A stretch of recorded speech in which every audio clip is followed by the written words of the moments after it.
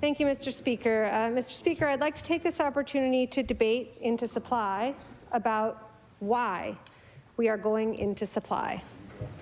The government tabled a budget this week, a budget that by all accounts they are very proud of. In the intervening days, there have been several positive cases of COVID identified in this building, and yet here we are at 6:38 on a Wednesday night in the middle of a pandemic, being asked to debate the budget line by line. We have at our disposal a cadre of well-informed, hard-working public service servants, and like us, they are away from their families, working extra hours, ready with not a lot of notice, as we all know, to assist their ministers in this effort. I have risen in this House now probably a dozen times to discuss the fundamental flaws that arise from the way that we choose to conduct democracy in Nova Scotia. And against the backdrop I just described, I will take this opportunity to do it again.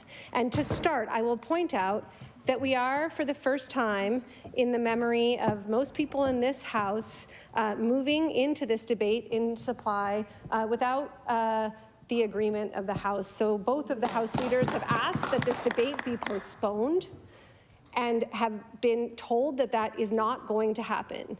So in light of the fact that we are discussing how to move forward in light of COVID, that this government has said that they would like to bring a motion to help us move forward, our response was, great, give us some time. Why don't we delay for one night the line-by-line debate on the budget that we know will pass? The government has spent hundreds of millions of dollars in the last couple of months doing what they think they need to do. There is no urgency at 6:39 on a Wednesday night on the fourth day of a sitting for us to be here in the middle of a pandemic. So why are we here? I can think of three answers. The first, the big question, why are we here? That I can't answer. I have my thoughts, but that would take more than 12 minutes and 28 seconds. So we'll bookmark that for when I'm trying to fill an hour sometime down the road. But the second, why are we here, is because our democratic process here in Nova Scotia is in need of reform. Absolutely. I have introduced several bills that I think would accomplish that, but I'm not here to talk about those bills because they're on the order paper. But what I will say is that here in Nova Scotia, we sit the fewest number of days of any legislature in Canada.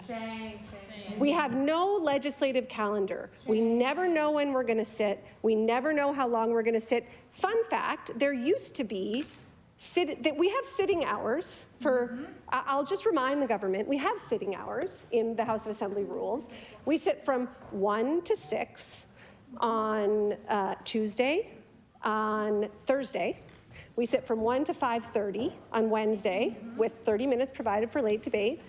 And we sit from 9 to 1 on Friday. And those were designed so that MLAs, who do a lot more than just come into this legislature, as we all know, can work in their constituencies, can do all of the other things. Ministers certainly have a lot of other work to do. Not all the work that MLAs do happen in this House, but the work that happens in this House is very important. Those rules used to actually be, needed amendment. So like if you wanted to contravene those rules, a motion would have to be brought and it would have to be passed by I think 2/3 of the House, actually. That was, at some point, that provision was removed from the House of Assembly rules. And so now those rules are meaningless.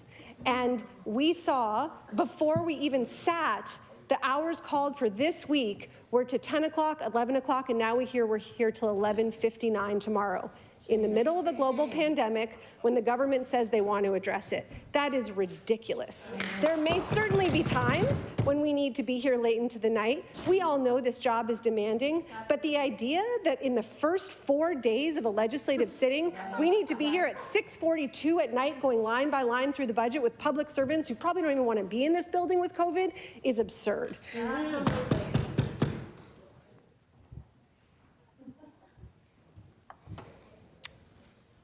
So there's a third answer to this question. There's a third answer to this question of why are we here? And the answer is this: because this government is determined to get their way at all costs. They forget that their majority status out there does not give them carte blanche in here.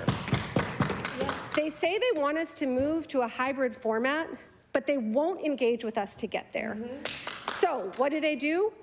Because we won't do things on their timeline, because we take seriously our responsibilities to our caucus, our constituents, the Speaker, and this Assembly, they keep us here longer as cases are rising because they can, and they would rather flex this ability to control their agenda than work productively across parties to determine how to go forward in this session. And Mr. Speaker, it is a bad decision, it is the wrong decision, and I am hopeful that it will be revisited.